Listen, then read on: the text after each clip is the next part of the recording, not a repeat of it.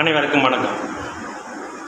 சனி செவ்வாய் இருவரும் பார்க்கும் பாவங்கள் வலுவிழக்கும். அந்த பாவக பலன் ஜாதகருக்கு கண்டிப்பாக ஒரு கைக்கு எட்டாத அமைப்பிலேயே இருக்கும். அந்த பாவகாதிபதி நன்றாக இருந்தாலும் கூட பாபத்துவமான சனி செவ்வாய் இருவரும் ஒரு பாவகத்தை பார்க்கும்போது அந்த பாவக பலன் ஜாதகருக்கு சரிவர நடக்காது.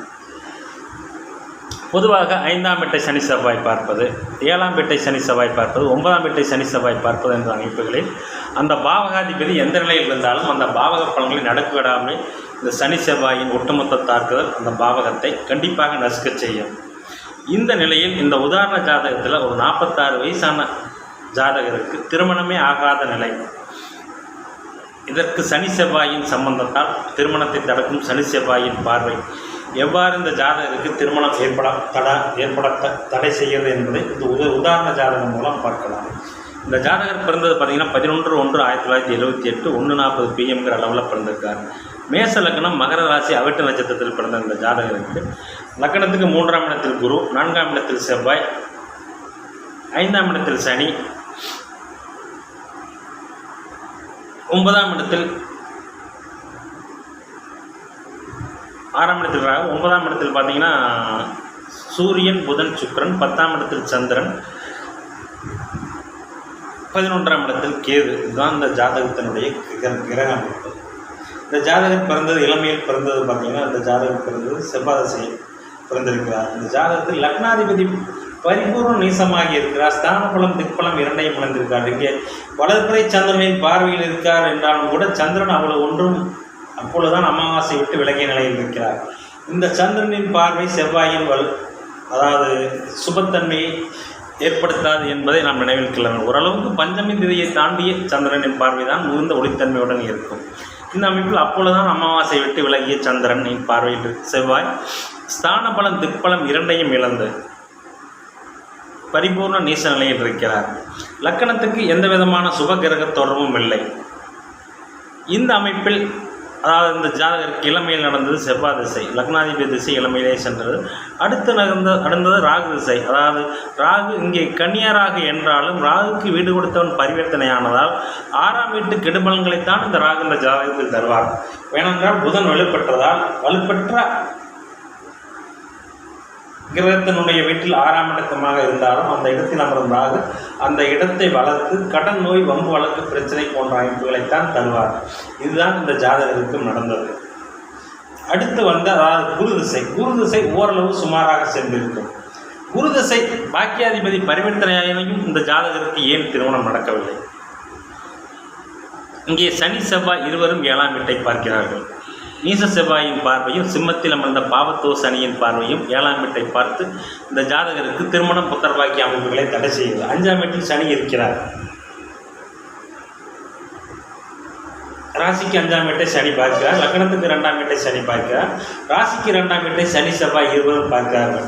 இப்படி லக்ன ராசிக்கு 7, 2, 5ஆம் இடங்கள் முழுவதுமாக சனி செவ்வாயின் ஒட்டுமொத்த தாக்குதல் இருக்கும்போது இந்த ஜாதகருக்கு அது சம்பந்தப்பட்ட விஷயங்கள் நடக்காது. அதாவது குடும்பம், திருமணம், அதன் மூலமான புத்திர பாக்கியங்கள் கிடைப்பது இந்த ஜாதகருக்கு கண்டிப்பாக தடை ஏற்படுத்தி தான் தீரும். இங்கே சனி செவ்வாயின் பார்வை 7ஆம் வீட்டுக்கு இல்லாமல் இருந்திருந்தால் இந்த ஜாதகருக்கு ஏதோ குரு திசையில் திருமண வாய்ப்புகள் கைகூடி வந்திருக்கும். இங்கே சுக்கிரனும் அஸ்தங்கமாக இருக்கிறார். சூரியனுடன் ஒரே டிகிரியில் அஸ்தங்கமாக இருக்கிறார். இங்கே அஸ்தங்கமான சுக்கிரனுக்கு குருவின் பார்வை இருக்கிறதா என்றால் டிகிரி ஐடிப்ஸ் கிடையாது. என்றால் குரு 5 டிகிரி தான் மிதனத்தில் இருக்கிறார். இங்கே தனுசில் பார்த்தீங்கன்னா 24, 25 டிகிரியில் சுக்கிரனும் சூரியனும் இருக்கிறாங்க. இந்த அமைப்பில் இந்த ஜாதகருக்கு சுக்கிரனுக்கு அஸ்தங்க தோஷம் நிறுத்த இல்லை. ஏதோ பாக்கியாதிபதி பரிவர்த்தனை அடைந்ததால் குரு திசை ஓரளவு சுமாராக சென்றது. தற்பொழுது நடந்து கொண்டிருக்கும் சனி திசை இந்த ஜாதகத்துக்கு கடுமையான, அதாவது தன்னுடைய தந்தை வழி அமைப்புகள், மூதாதையர் அமைப்பு சொத்துக்களை விரயம் செய்ய வைத்தது. 5ஆம் இடத்தில் இருக்கும் சனி அந்த வீட்டை கெடுப்பார். அந்த 5ஆம் வீட்டிலிருந்து 3ஆம் பார்வையாக 7ஆம் வீட்டை பார்க்கிறார், 11ஆம் வீட்டை பார்க்கிறார். இவை அனைத்தையும் கெடுக்கும் அமைப்பு இந்த சனிக்கு உண்டு. எனவே இந்த சனி திசை 7ஆம் வீட்டை பார்க்கும் சனி திசை இந்த ஜாதகருக்கு திருமணத்தை நடத்த விடாது. அந்த குரு பயிற்சியில் நடக்கும், இந்த குரு பயிற்சி நடக்கும், அப்போ நடக்கும், இப்போ நடக்கும். ஒரு பாவகம், பாவகாதிபதி, காரக கிரகம் மூன்றும் கட்டால் அந்த பாவக பலன் ஜாதகருக்கு நடக்காது என்பதை துல்லியமாக சொல்லிவிடலாம். அதை விட்டுட்டு இந்த குரு பயிற்சியில் நடக்கும், அந்த குரு பயிற்சியில் நடக்கும், கோச்சார குரு இங்கே வரும்போது திருமணத்தை நடத்தி வைப்பார், சனி இங்கே வரும்போது திருமணம், அப்படி எல்லாம் இல்லை. நடக்கும் சம்பவங்களை சுட்டி காட்டுபவை தசாபுத்திகள் மட்டுமே. மேலும் அனைத்து பாக்கியங்களையும் அனுபவிக்கக்கூடிய லக்னாதிபதி இங்கே பரிபூர்ண நேசமாக இருக்கிறார்.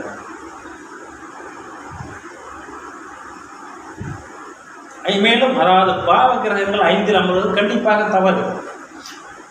லக்னாதிபதி அங்கே நீசமாக இருந்தால் கூட பரவாயில்லை, லக்கணத்தையாவது சுவர்கள் பார்த்திருக்க வேண்டும். லக்கணத்திற்கும் சுவர் தொடர்பு எதுவுமே இல்லை. மேலும் அதாவது அந்த லக்கணத்தின் பாதகாதிபதியான சனி 5ஆம் இடத்தில் அமர்ந்து கண்டிப்பாக சனி திரிகோணத்தில் அமர்வது எந்த விதமான நல்ல பலன்களையும் ஜாதகருக்கு தராது. அது எந்த லக்கணமாக இருந்தாலும், ரிஷப துலா லக்னமாக இருந்தாலும் கூட 5ஆம் திரிகோண ஸ்தானங்களில் அமரும் சனி அந்த பாவகத்தை கண்டிப்பாக கெடுத்தே செய்வார், நல்ல பலன்களை செய்ய மாட்டார். பாவங்கள் கேந்திரங்களில் இருக்க வேண்டும். யோகர்களாக இருந்தாலும் கேந்திரங்களில் இருக்க வேண்டும். திரிகோணங்களில் இருக்கிறது அவ்வளவு நல்ல பலன்களை தராது. இல்லாவிட்டால் மனைவி ஸ்தானங்களில் நட்பு வலுவன் இருப்பது மட்டுமே நல்ல பலன்களை செய்யும். இங்கே சூரியன் சுக்கிரனுடன் அஸ்தங்கமாவதும், சனி செவ்வாய் 7ஆம் வீட்டை பார்க்கதும், ராசி லக்கணத்துக்கு 5ஆம் வீட்டோடு சனி தொடர்பு கொள்வதும், ராசி லக்கணத்துக்கு 2ஆம் வீட்டோடு சனி செவ்வாய் தொடர்பு கொள்வதும் இந்த ஜாதகருக்கு திருமணம் புத்திர பாக்கியம் எதுவும் கிடைக்காத நிலையை இந்த 5ஆம் இடத்து சனி இந்த ஜாதகருக்கு செய்து கொண்டிருக்கிறார். அப்படி திருமணம் நடக்க வேண்டும் என்பதால் குருதிசையிலேயே ஜாதகருக்கு நடந்திருக்கும். ஆனால் 5ஆம் வீட்டை சனி செவ்வாய் பார்ப்பதால் இந்த ஜாதகருக்கு திருமணம் என்பது காணல் நீராக போய்விட்டது. இப்பொழுது சனி திசை சுக்கிர புத்தி தான் நடக்குது. சுக்கிர புத்தி நடந்தாலும் என்ன, திருமணம் என்பது இந்த ஜாதகருக்கு குதிரை கொம்புதான். அதாவது சுக்கிரன் அஸ்தங்கமாகி இருக்கிறார். சூரியனுடன் ஒரே டிகிரியில் அஸ்தங்கமான சுக்கிரன் எப்படி இந்த ஜாதகருக்கு தாம்பத்திய அமைப்பை தருவார்? கண்டிப்பாக தரமாட்டார். அது சுக்கிரனுடைய வீடுகளும் பாதிக்கப்பட்டிருக்கிறது. அதாவது ஒரு கிரக என்ன பலன்களை தரும் என்பது, எப்படி பலன்களை தரும் என்பது கணிப்பதற்கு முன்னால் அந்த கிரகத்தின் ஆதிபத்திய வீடுகள் எவ்வாறு இருக்கிறது என்பதை நுணுக்கமாக ஆராய வேண்டும். இங்கே சுக்கிரன் 2ஆம் வீட்டையும் சனி பார்க்கிறார், 7ஆம் வீட்டையும் சனி பார்க்கிறார். சுக்கிரனும் அஸ்தங்கம் அடைந்திருக்கிறார். அப்பொழுது எப்படி இந்த ஜாதகருக்கு சுக்கிரன் சம்பந்தப்பட்ட நல்ல விஷயங்கள் நடக்கும்? வீடு, வண்டி, வாகனம் போன்ற எந்த விஷயங்களும் இதுவரைக்கும் ஜாதகருக்கு நடந்ததில்லை. திருமணம் போன்ற விஷயங்கள், திருமணம், தாம்பத்தியம், புத்திரபாக்கியம் எதுவுமே இந்த ஜாதகருக்கு நடக்கவில்லை. இது போன்ற அமைப்புகளில் ஒரு பாவகத்தை சனி செவ்வாய் வலுப்பெற்று பார்க்கும்போது அந்த பாவகம் சம்பந்தப்பட்ட விஷயங்கள் ஜாதகருக்கு அந்த பாவகாதிபதி ஓரளவு நன்றாக இருந்தால் தாமதப்படுத்தியாவது ஏதோ ஒரு வகை நடத்தி வைப்பார். அந்த பாவகாதிபதியும் கெட்டிருந்தால் கண்டிப்பாக அந்த பாவக பலன் நடப்பாது என்பதற்கு இந்த ஜாதகம் ஒரு உதாரணம். எனவே வலுப்பெற்ற சனி செவ்வாய் ஒரு பாவகத்தை பார்க்கும்போது அந்த பாவகம் சம்பந்தப்பட்ட விஷயங்கள் ஜாதகருக்கு கண்டிப்பாக தடை தாமதங்கள் இருக்கும், அல்லது நடக்க இயலாத சூழ்நிலையை அந்த ஜாதகருக்கு உண்டு பண்ணும் என்பதை இந்த ஜாதகம் தெளிவாக நமக்கு சுட்டிக்காட்டுகிறது. எனவே லக்னாதிபதி நீசமாகி கலஸ்தரகாரன் சுக்கிரன் அஸ்தங்கமாகி கலஸ்தரகாரனின் சுக்கிரனின் இரு வீடுகளும் சனியின் பார்வையில் இருப்பதாலும் சிம்மத்தில் சனி அமர்ந்து அந்த 5ஆம் வீட்டை கெடுத்திருப்பதாலும் இந்த ஜாதகருக்கு திருமணம் புத்திர பாக்கியம் எல்லாம் காணல் நீராகவே போய்கொண்டிருக்கிறது என்பதற்கு இந்த ஜாதகம் ஒரு நல்ல உதாரணம். நன்றி, வணக்கம்.